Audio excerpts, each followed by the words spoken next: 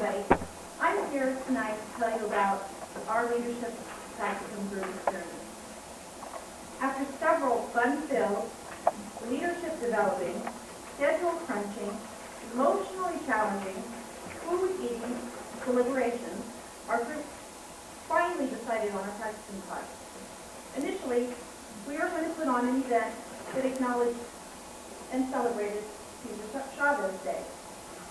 About 3/4 of the way through our project, we discovered that the city of Calistoga was putting on a similar event.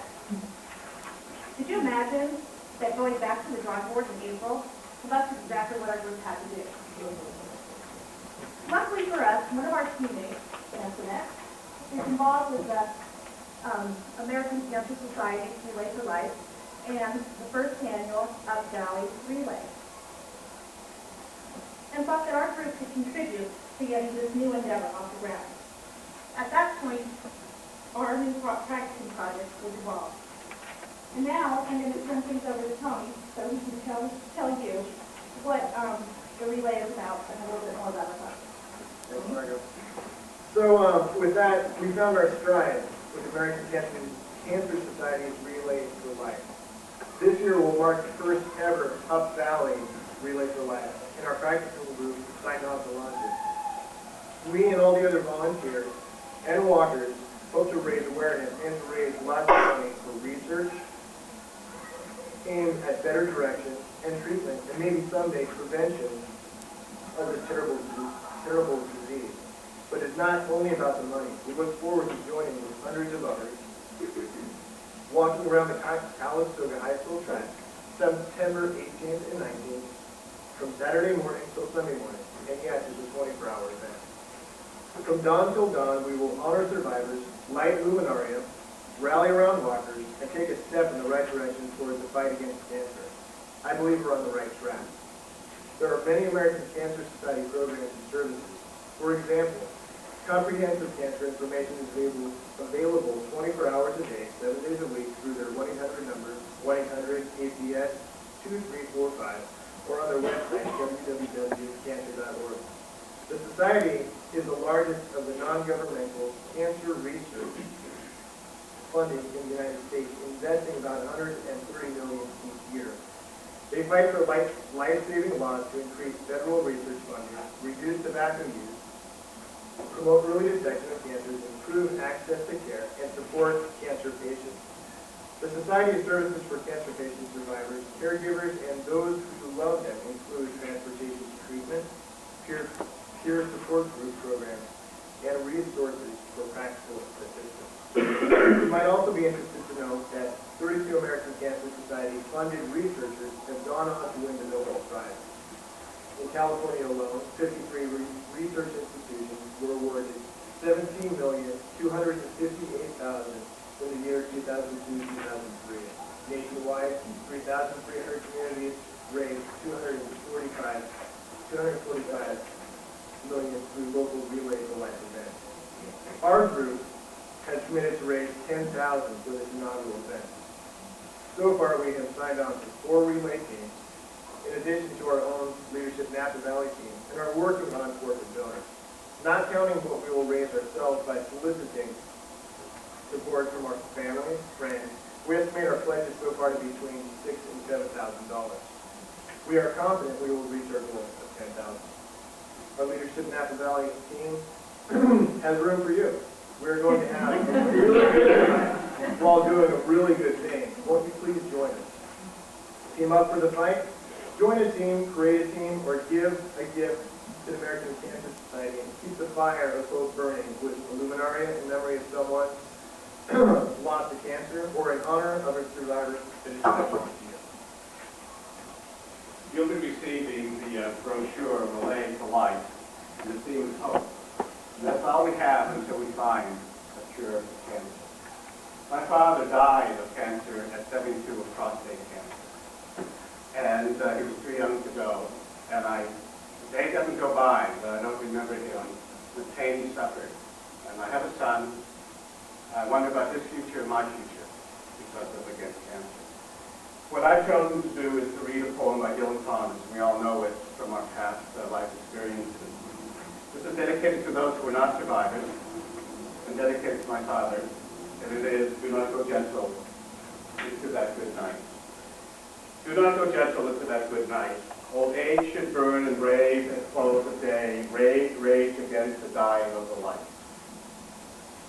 The wise men at their end know dark is right, because their words have forked no lightning, they do not go gentle into that good night. Good men the last way by, trying how bright their frail deeds might have danced in a green bay, rage, rage against the dying of the light. While men who taught and sang the sun in flight and learned too late, they grieved it on its way. Do not go gentle into that good night. Great men near death who see with blinding sight, blind eyes could blaze like meteors and be gay, rage, rage against the dying of the light. And you, my father, there on that sad height, curse bless me now with your fierce tears, I pray. Do not go gentle into that good night. Rage, rage against the dying of the light.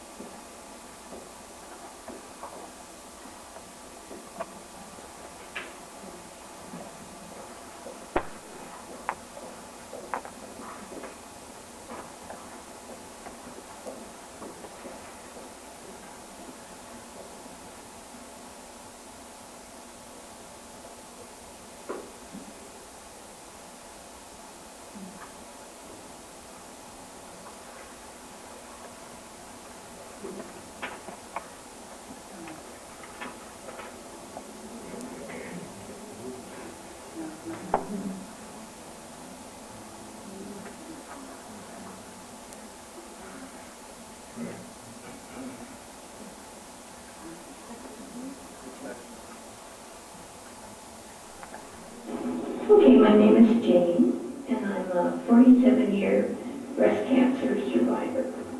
And my daughter is a 10-year breast cancer survivor.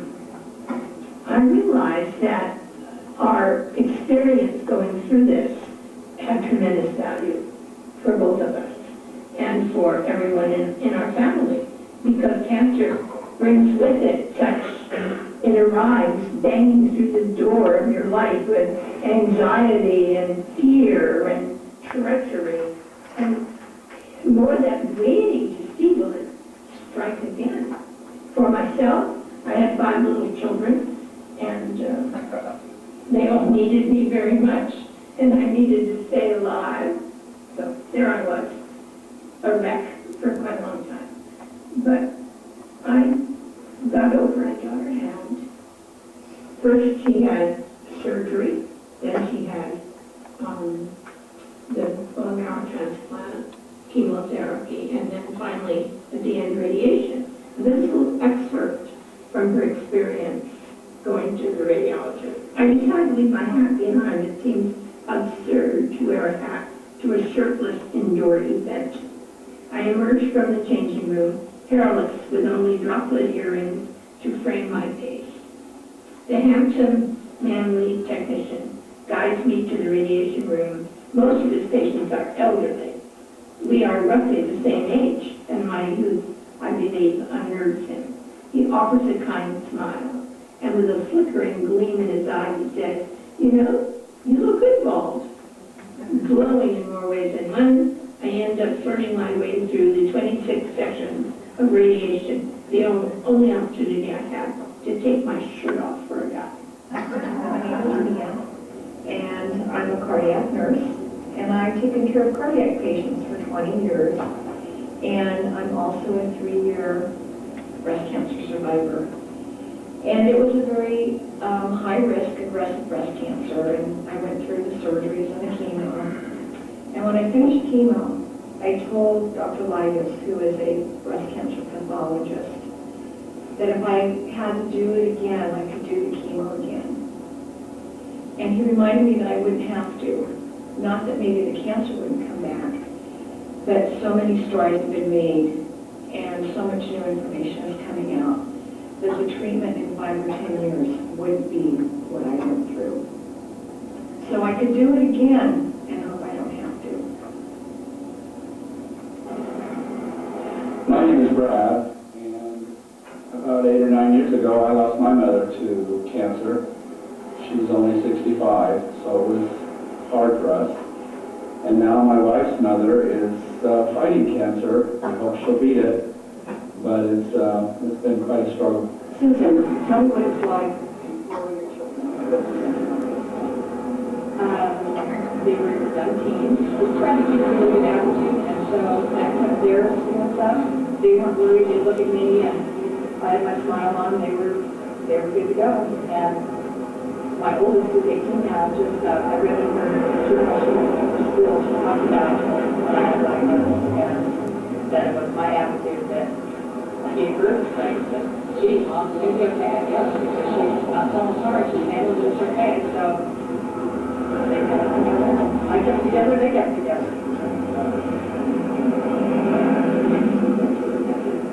Do you worry about your daughter? I don't so much because you don't see her by then, or it'll be a very natural disease. But you better detection methods by then. So much money is going into research. One of those things you can deal with. I'm going to still be around. Deal with my husband.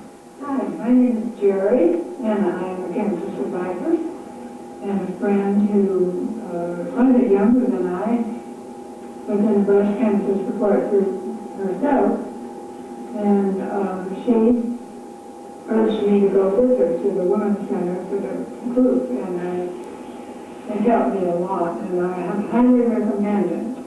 One of the women in the group invited me to go to the walk at the Mac College, and at the beginning, at 9 o'clock on Saturday morning, all the survivors do a lap. Some of the survivors were no hair, or I think there were even some in wheelchairs, but they were surviving. And it was a moving experience to be with them, as well as to be honored by all the other people that were at the walk, who were standing in the center of the track. And when you would go by, they would come running onto the track and give you a big hug as you were walking by. And it was a very moving experience for me, and to show, to receive all that love and affection that they knew you were a survivor, and like they were very glad you were still alive. Hi, my name's Lisa, and I lost my grandmother to cancer. She had stomach cancer, and my name is Joseph. I'm a cancer survivor. In leadership lingo, it was right before class 12 that I discovered the lump. I was lucky that the cancer had spread, so I didn't have to go to chemotherapy, and really no one knew that I had gone through this. But I knew I had, and 3 years later, during one of the relays, a friend of mine asked if I would walk with them in the survivor's lab. And that was a moment for me to be grateful for what I have had now, having gone through this. I held hands with Barbara Ferraro, Mark Van Gorder, and Cindy Rare as we walked around, and saw those that had many years of survival, and they were great inspiration. We tell that because they gave us rings, big rings around our wrists, and to be sure that we had survived cancer. And walking around was an uplifting experience, and it just makes me grateful for the funds they raised and for the commitment that this community makes to providing a cure. My mother had cancer, and I'm doing a lot of this for my daughter. I want to ensure that her future has the best technology.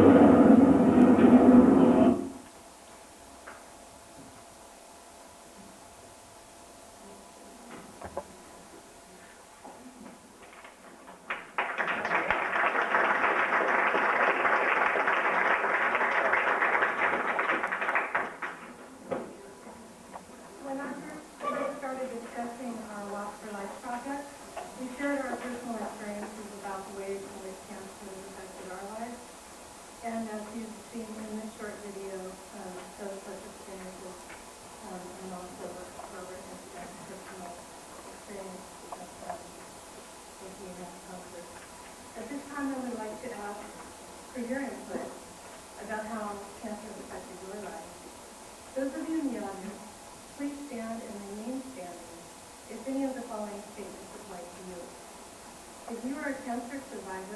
please stand. If someone in your immediate family, such as a grandparent, parent, a sibling, a child, or a spouse, is a cancer survivor, please stand.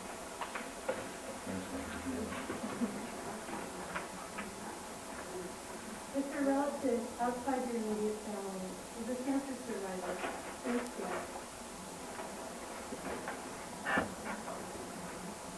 If someone in your immediate family has been lost to cancer, please stand. If a relative outside your immediate family has been lost to cancer, please stand.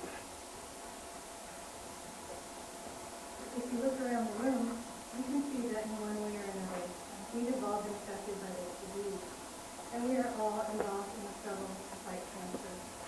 We hope that our efforts in Rock Valley Relay for Life will help by raising not only funds for continued research and treatment, but also at a local level by raising awareness of cancer prevention and the importance of early